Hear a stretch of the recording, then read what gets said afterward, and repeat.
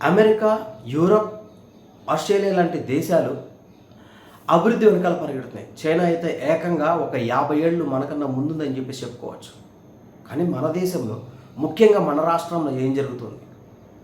కులాలు, మతాల వెనకాల పరిగెడుతున్నారు రాజకీయ నాయకులు, వాళ్ళని అభిమానించే కార్యకర్తలు, అభిమానులు. రోజుకొక వివాదం. కులాల చుట్టూ ప్రదక్షిణ చేస్తూ ఉంటాయి మన రాజకీయాలు, రాజకీయ పార్టీలు. ఆ నాయకులు చెప్పిందే వేదంగా గొర్రెల్లాగా పరిగెడుతుంటారు సామాన్య ప్రజలు. వీళ్ళు మేనిఫెస్టోలో పెట్టిన ఇచ్చిన ప్రామిసెస్ ఏవైతే ఉంటాయో వాటిని కొంచెం కూడా వీళ్ళు ఇంప్లిమెంట్ చేస్తున్నారా లేదా అని చెప్పేసి ప్రజలైతే ఆలోచించట్లేదు. విద్య, వైద్య రంగంలో ప్రభుత్వం కనుక కొంత చొరవ చూపితే భవిష్యత్తు బాగుంటుంది అని చెప్పేసి ఆలోచించే వాళ్ళు కొంతమంది అయితే, మా కులపోడే అధికారంలో ఉండాలి, మా కులపోడే అధికారంలో ఉండాలి, ఏమి చేసినా చేయకపోయినా అని చెప్పేసి ఆలోచించే వాళ్ళు కొంతమంది. మన రాష్ట్రంలో ముఖ్యంగా తిరుపతి లడ్డు విషయంలో యానిమల్ ఫ్యాట్ కలిసింది.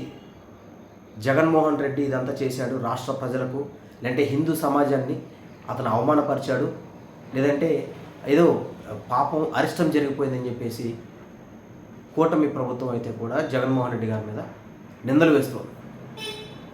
ప్రజలంతా కూడా అదే ఆలోచిస్తున్నారు. కానీ ఓ పక్కన విశాఖ స్టీల్ ప్లాంట్ అమ్మేయడం జరుగుతుంది. దాదాపుగా 4,000 మందిని ఉద్యోగాల నుంచి పీకేశారు. స్టీల్ ప్లాంట్ను అమ్మేస్తున్నారని చెప్పేసి ఓ పక్కన వార్తలు వస్తూ ఉన్నాయి. అంతేకాకుండా ఈ సూపర్ 6 పథకాల గురించి ఎవరు ఆలోచించట్లేదు.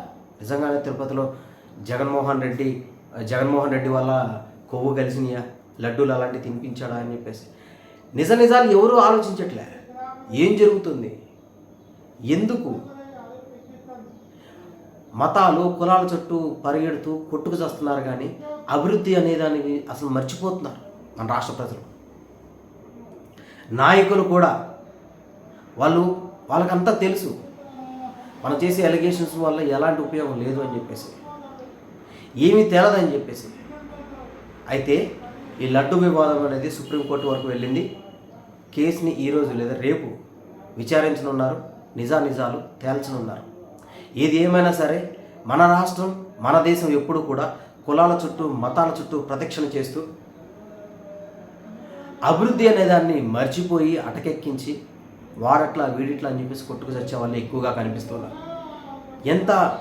ఎంత చదువు అనేది ఉన్నా కూడా ఈ రోజులో ప్రతి ఒక్కరు కూడా డిగ్రీ చదువుతున్నారు. మినిమం క్వాలిఫికేషన్ డిగ్రీ, పీజీ ఉంటుంది ఈ రోజులో ఈ జనరేషన్ పిల్లలకి. అయినా సరే ఎంత చదువుకున్నా సరే కులాల చుట్టూ, మతాల చుట్టూ పరిగెడుతూ ఉన్నారు, ఉద్రేకాలు పెంచుకుంటూ ఉన్నారు, జీవితాలు నాశనం చేసుకుంటూ ఉన్నారు, భవిష్యత్తు అగమ్య గోచరంగా మారుతూ ఉంది.